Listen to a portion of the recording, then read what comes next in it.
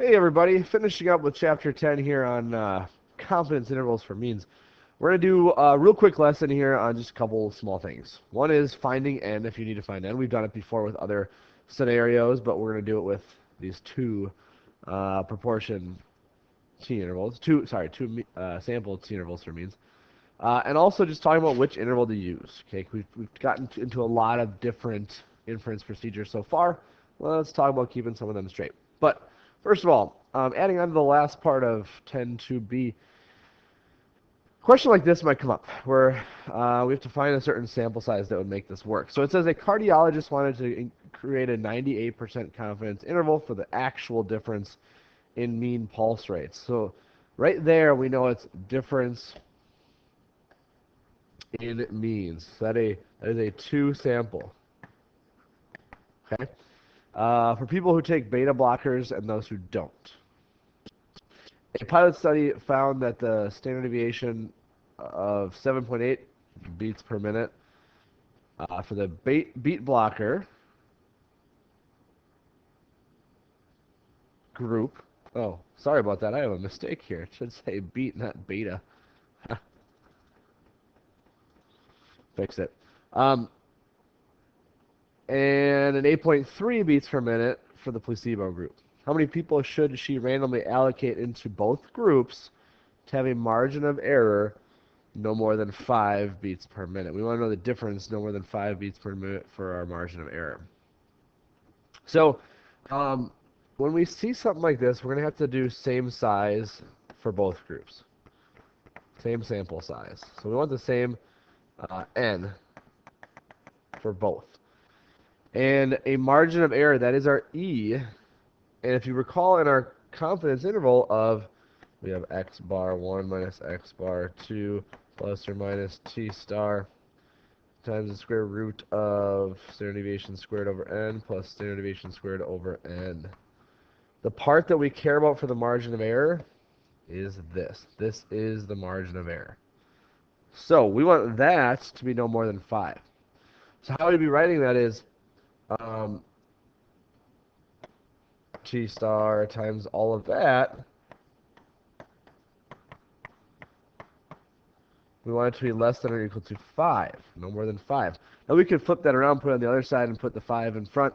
Ultimately, it's going to save you a little bit of time. We also need to note, we can't find a t star unless we know the n. Remember? So we will substitute z instead in these cases because we don't have an n value.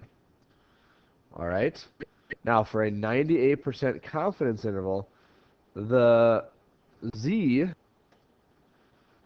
which is not a real common z value, but the z value in this case would be about 2.33, 2.326 if you want to add a little bit to it. So what I'm going to do is I'm going to start plugging in. My z value is going to be 2.326. All of this ends up being the square root of, we got the two standard deviations, 7.8 and 8.3.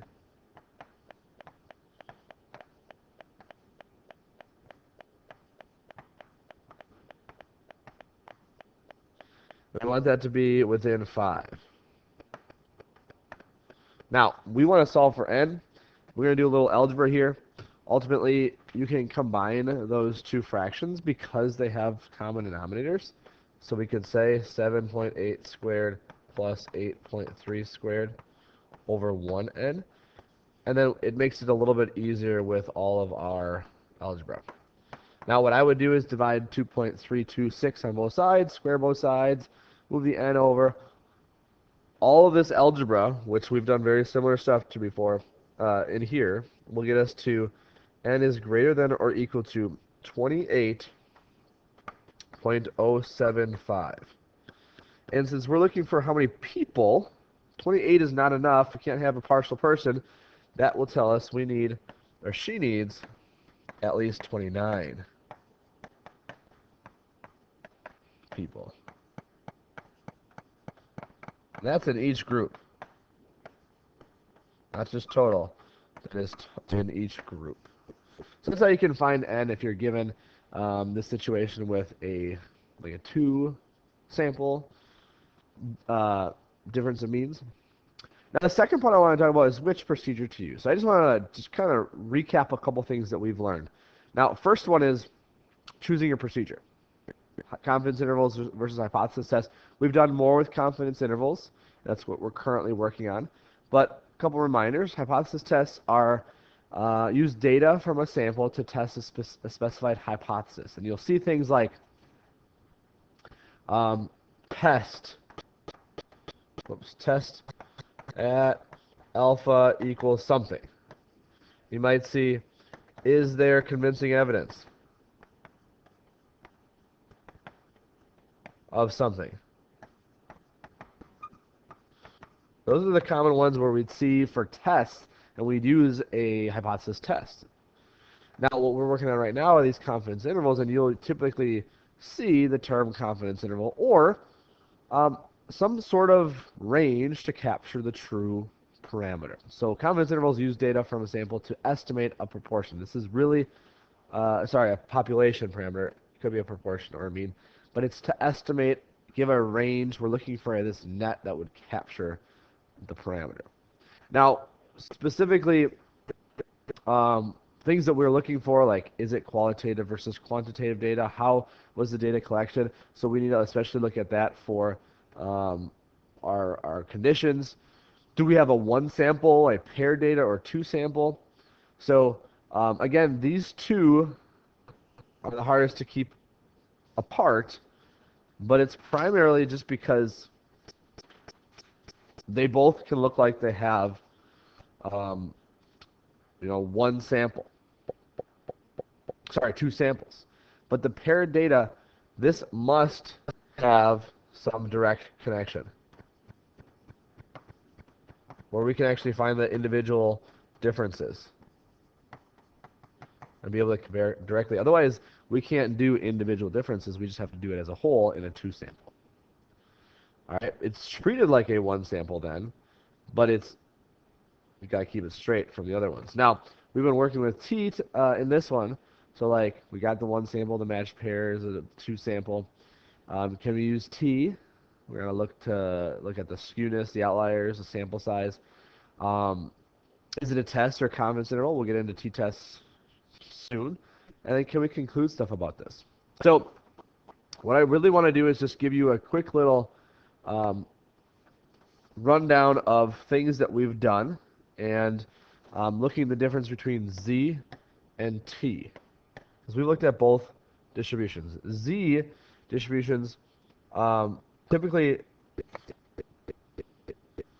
we think of the qualitative data because it's the proportion of people who fall into this qualitative category.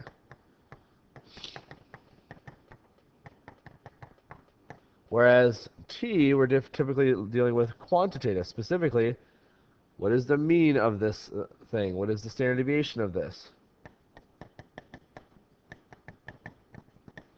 Now, within each, there are different types. So within Z, we did the one sample. We also did the two sample. And that's dealing with proportions. And, with a one sample, we have a one proportion Z interval. Could be a test. So I'm just going to say Z blank. Then we'd have P is the true proportion of something. Whereas with a two sample, got a little more going on. We have a two proportion Z interval or test, and we'd have P1 and P2 equal the true proportions of blank, right?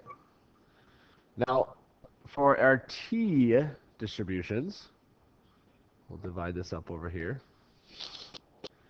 T distributions, we've learned three different ones now, okay? We've got the one sample.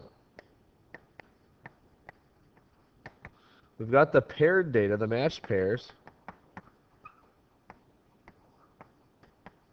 And we've got the two sample now. Okay? Hardest thing that I've seen to see the differences between paired data and the two sample. But for something like this, we're dealing with one sample t. So far, we've only done intervals, but we'll do tests next for a mean. And we're trying to give an estimate of mu is the true mean blank. Sorry, I'm running out of space here. I gotta either write smaller or fit this differently. Now with paired data, you can call it a pair, matched pairs t-test or t-interval, or you can call it a one sample t-interval for a mean difference. And I'm gonna make note of that too. So this is, I usually call it matched pairs.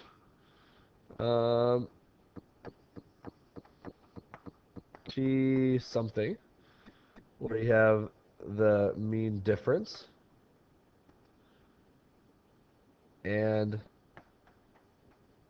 that's that true mean difference, which is different than saying difference of means. So similar, but yet different. But the difference of means comes into this 2. Sorry if that looks like a Z. It is a 2 sample. So we would be saying a 2 sample T something for a difference of means.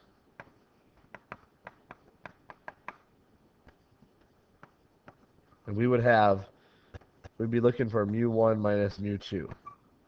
That's your difference of means. Okay? So that's what we've got so far. We're going to add the tests in there, but those are the main differences between T and Z distributions.